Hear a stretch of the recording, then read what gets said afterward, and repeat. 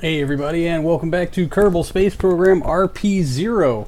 In this episode, we are launching our brand new Ranger Mark 1 atop an old RA-8 rocket on its trip to Venus. So let's just get the show on the road since we got a daytime window. Ignition. The ignition is good, and dog sparking liftoff.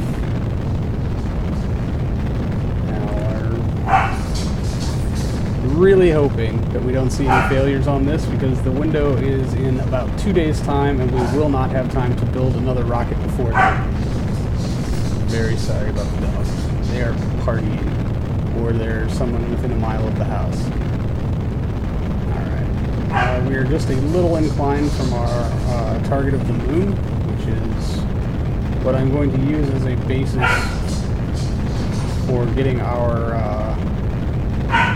orbital inclination more or less correct with Venus. We will make some corrections when we start our transfer burn. But until then, we're just going to go ahead and ride this out. Now, since the Ranger Mark 1 is so light, we can again take a more shallow approach than what we are used to. The goal here is, though, to use that AJ-10 stage. Realistically, we shouldn't even have to light it up before we start our transfer. Which should be awesome. And now that I think about it, I really could have swapped that RD-109 out for one of the S15200s. Oh, not paying attention. Now I'm wandering more than a degree off course. Why is this getting all weird? Whoa, whoa, whoa. Okay, wrong way, wrong way. Oops. It's always good to do these things at, like, above Mach 1, right? That's normal. I'm told it's completely normal. Alright, there we go. That's a little more normal. I wonder why it's being so wonky today. I'm not showing any engine failures. Looks like everything is going exactly as it should. Try to hold our attitude here. No. Inclination climbing. Come on. Settle it out. Settle it out. Let's go. Alright. Much better. Alright.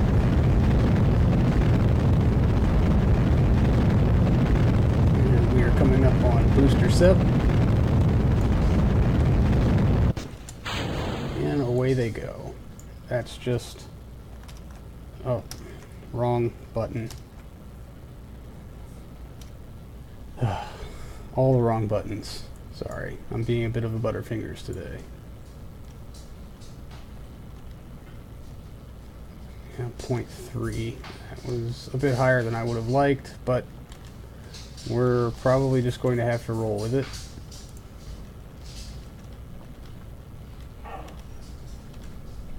Alright, and our apogee is outside of the atmosphere, so we can start just leaning into this a bit.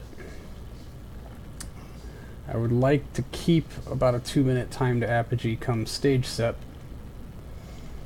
to allow that anemic RD-105 room to do its job. But I know by pivoting down so much I am limiting that, but the longevity of this engine will surely more than make up for it. So this certainly is a milestone. I should have looked at the day to see what year it is in game, as far as being able to launch our first artificial probe on an interplanetary journey. But yeah, in other news, we're about 3 days away from our lunar lander making its entry into the moon's sphere of influence. And so we'll probably have to attend to that before we can attend to doing any correction burns on this little guy. Oh man, I'm way past fairing set because I'm not paying attention. That is going to cost us, unfortunately, quite a lot. Crap.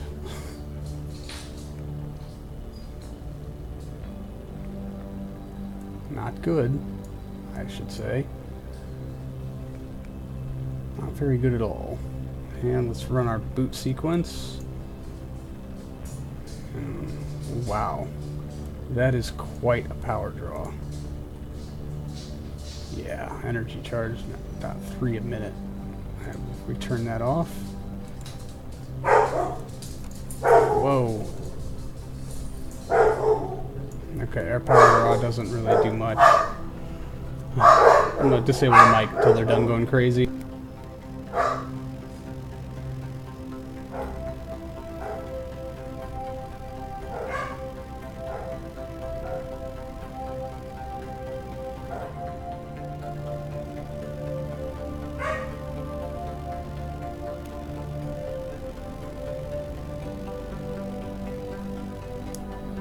Alright, I think they've settled in. We are coming up on stage set, not a moment too soon.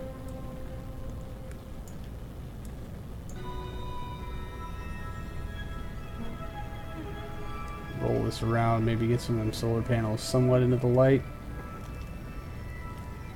That should do it. Alright, and Miko, any second now. There it is, stage set, ignition. A little bit of induced roll there, and it does continue.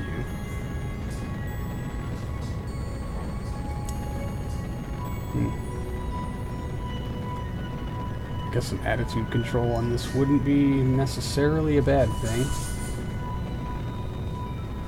We're just going to hold our heading and see how that rounds out as far as our heading is, or as far as our time to apogee is concerned. It's not falling very fast, but we do have like a 6-minute burn on this thing, which has now unwittingly become spin stabilized.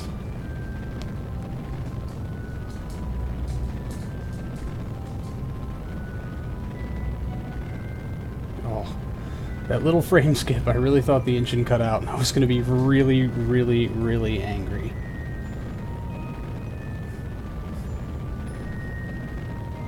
Alright, time to apogee is climbing, so we're going to adjust our heading down. Minute 44, we've got 4 minutes left on the burn. How fast is that falling?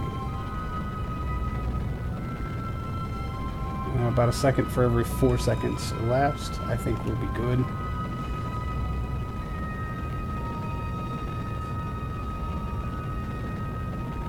Probably go ahead and pitch down the rest of the way. 3 minutes left on our burn.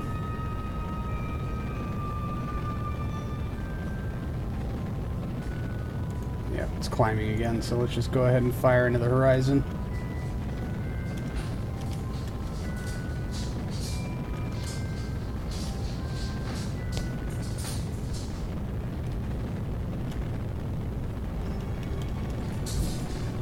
I may have been a little overzealous. It is still climbing.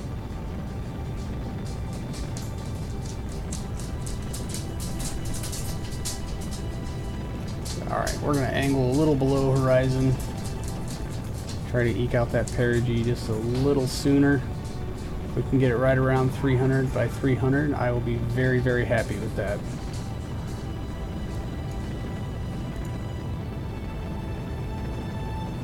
Turn on our batteries. We'll probably need those. Alright.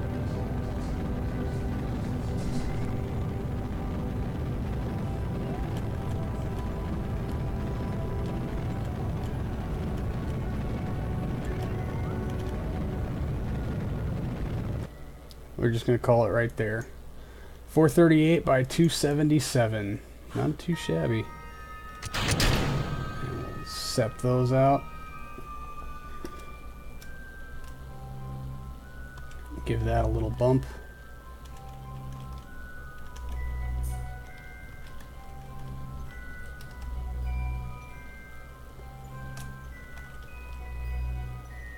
Just enough to get clear.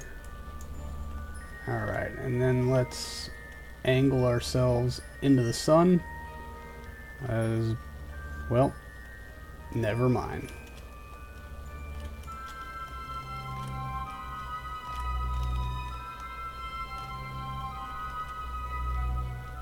Pitch and roll on this is a little wonky. But, alright, it looks like we were able to shed a lot of our electric draw by ditching that stage. But I guess we will see what our total draw looks like. Yeah, we're not getting any power here. When it comes time to plot our transfer window, which, well, let's just let's not make any good decisions today. How about that? Let's just not make any good decisions. Set as target.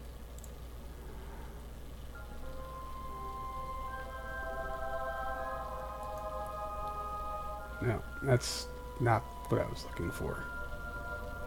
Maneuver planner.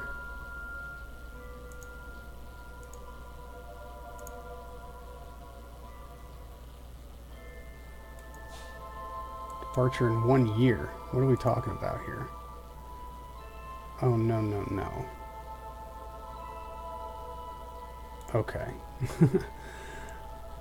We are just going to have to do this manually, as per usual.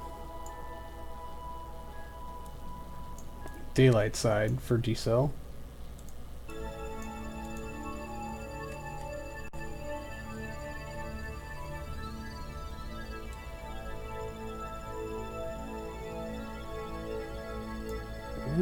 There it is. Oh. So what's our total? 3.6 degree? Not much I could do about that currently.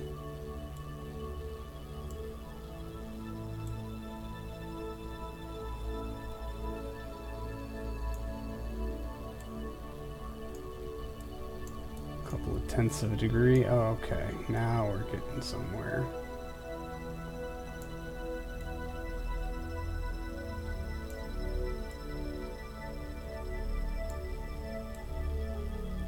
And boom, there's an encounter. We're gonna run with that for right now. 5,400 meters per second. Oh man, I don't think we have that. No, we do not. Well, we've got probably 1 kilometer per second in our upper stage, but it doesn't mean we can't try. We will just go ahead and initiate our burn, and if we get there, we get there, and if we don't, well then I know how we can redesign stuff in time for our Mars window. But on paper, everything looked great.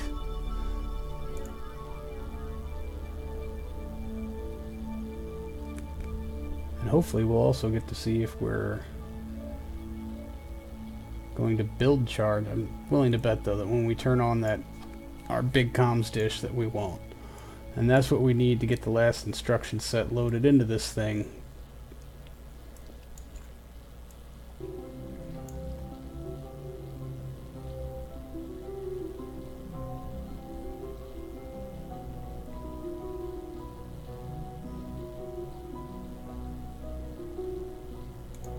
All right.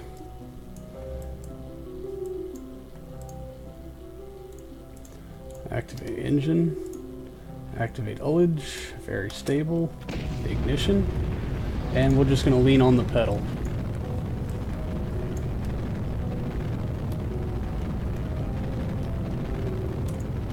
Or not, because we're going to have to make corrections.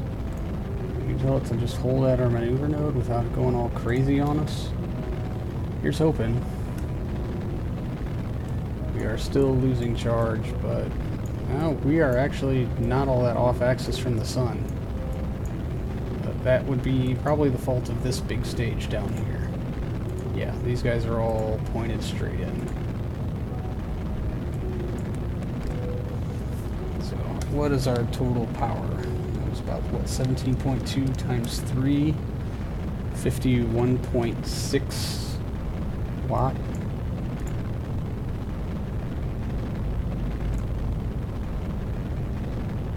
Minute. Alright, well. Kerbal, aptly named. Alright, and while we're here, let's do our science check. Alright, telemetry, Geiger, microgravity. Alright, well that looks pretty good. Again, just leaning on the pedal.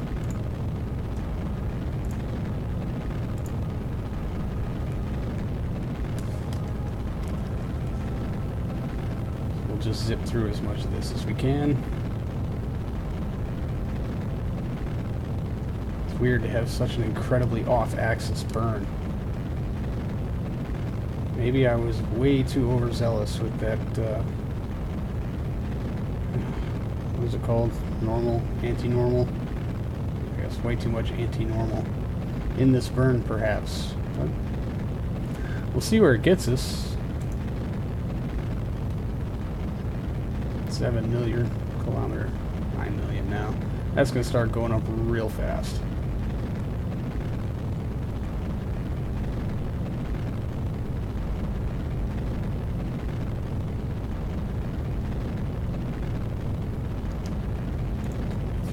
Oh, we're down to the last 600 in this little guy.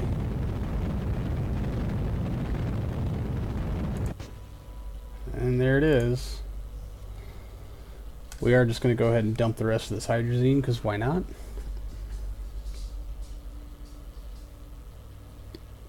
Probably entirely too much, all things considered.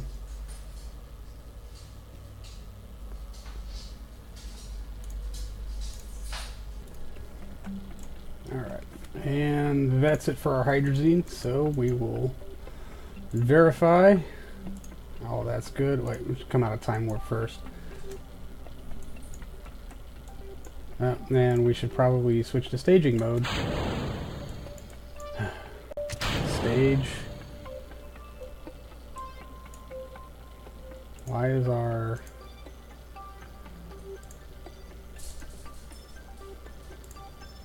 Alright. Activate engine. And we now have avionics controls. How much delta V do we have in this stage? Not much. I may have really porked this one, huh? Oh, that'll give us a little bit more.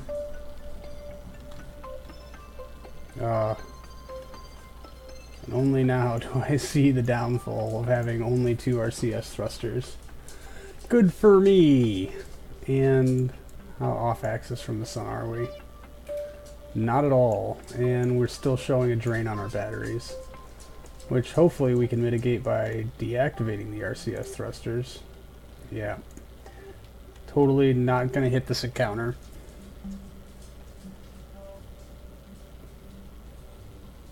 Not even a little bit. And that's it. That's all she wrote. Where are we going to go? Seriously? Did we not even leave the system? Mother of God, we didn't even make it past the moon. I mean, we did, but not by a lot. That sucks. Yeah, well, looks like maybe I'll be putting one of these on top of one of the new KR-1 rockets and seeing how it fares there. But, we're still showing a 0.6 draw on our electrics. Oh yeah, let's turn off these avionics. Now we're down to 0.1 draw. Maybe. We're also rotating off axis. So let's time warp. Yep. Okay. Well, we would if I could click on this satellite dish to turn it off. Or, okay, that's nice. We've got solar panel. Oh, hey, there's more hydrazine in these tanks.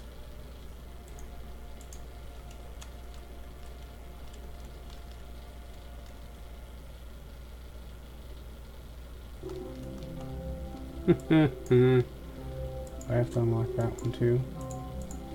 I don't think that's going to give us our 1200 meters per second. But, I also don't think that we're going to be able to actually maneuver with just 2 thrusters, so... Yeah. And there's nothing that gives us pitch control with just these 2.